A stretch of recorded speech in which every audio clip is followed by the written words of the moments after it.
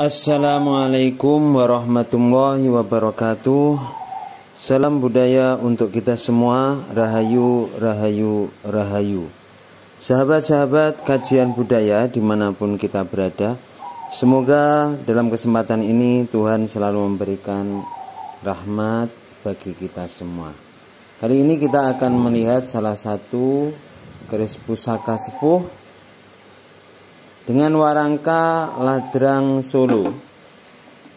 Dengan warangka sepuhnya, pendok sepuh, gedir sepuh, warangka sepuh, tetapi sudah digebek sehingga nampak begitu indah, artistik.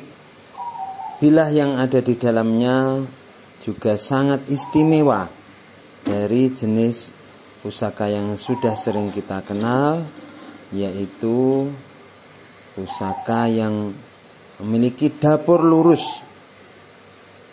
Dapurnya lurus.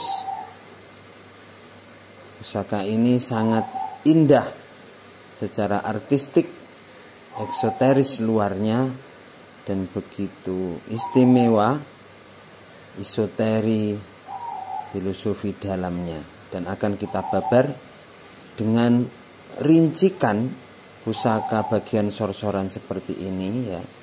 Bagian bawah, kemudian bagian sor-soran, bagian bilah.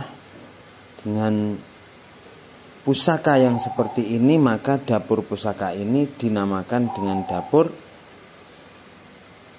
tilam upeh.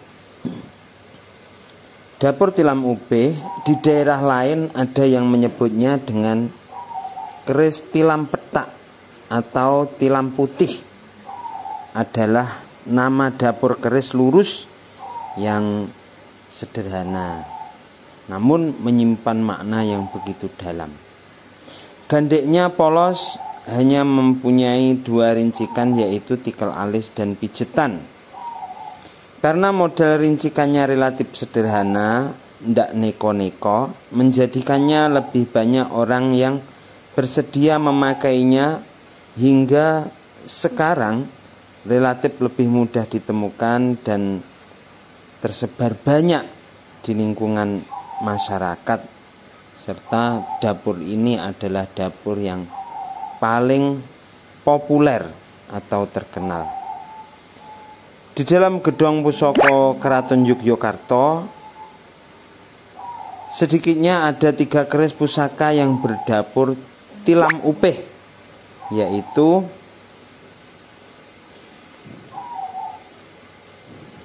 keris pusaka tilam upeh dengan asma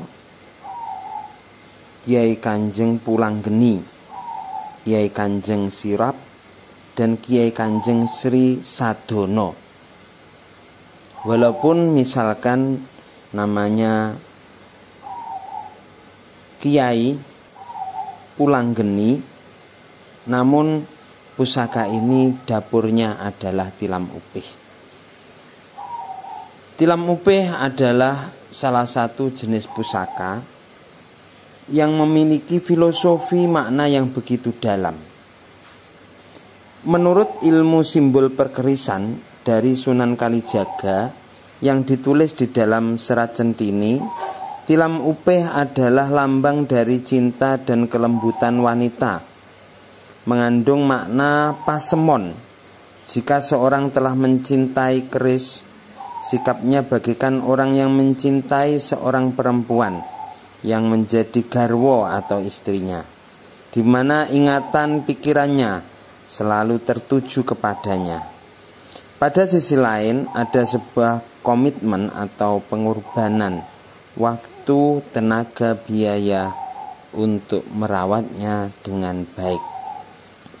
Keris dengan dapur tilam upeh ini juga dianggap sangat baik dimiliki bagi mereka yang sudah berumah tangga.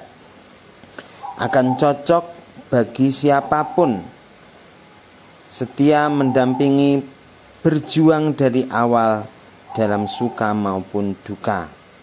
Yang diumpamakan memiliki karakter sebagai istri yang penuh cinta dan kasih sayang, memiliki sifat ngadem ke ati.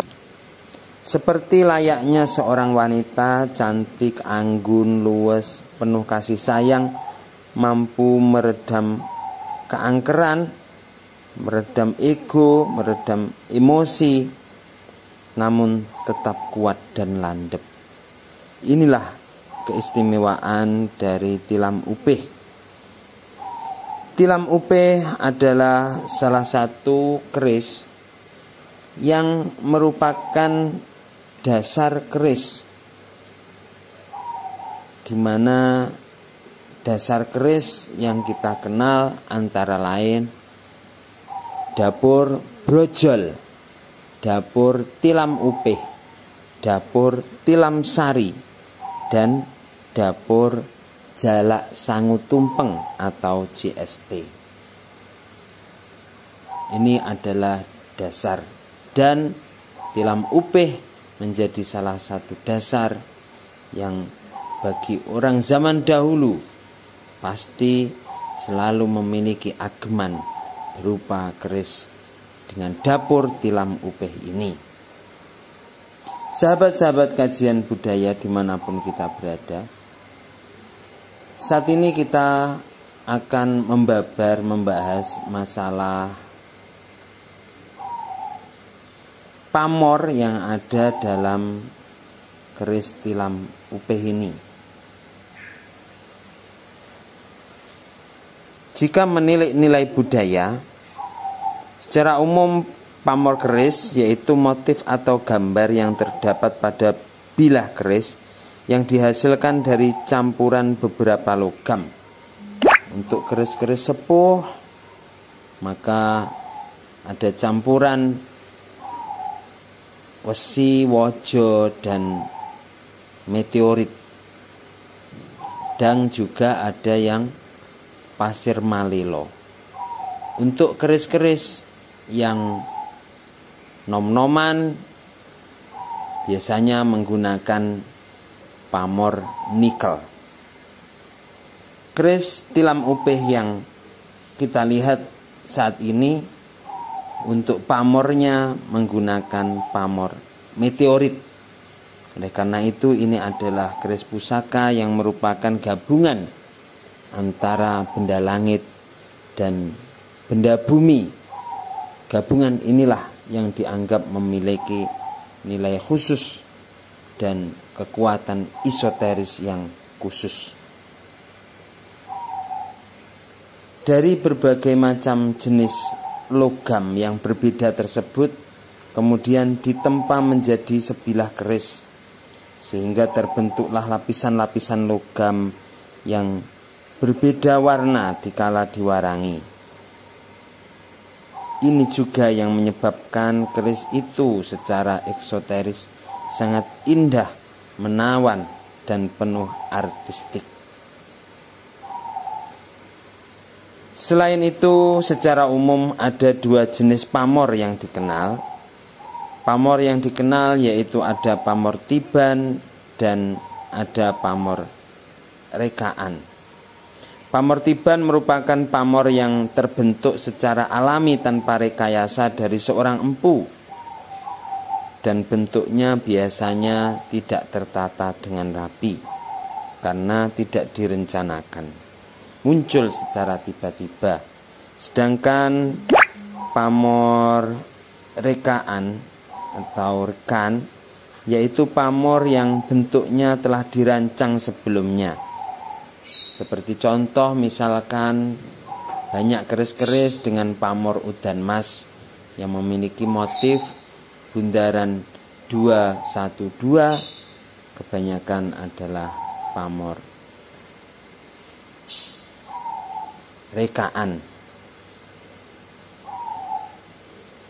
Salah satu pamor keris yang juga dikenal dan ada dalam keris pusaka ini adalah pamor waswutah.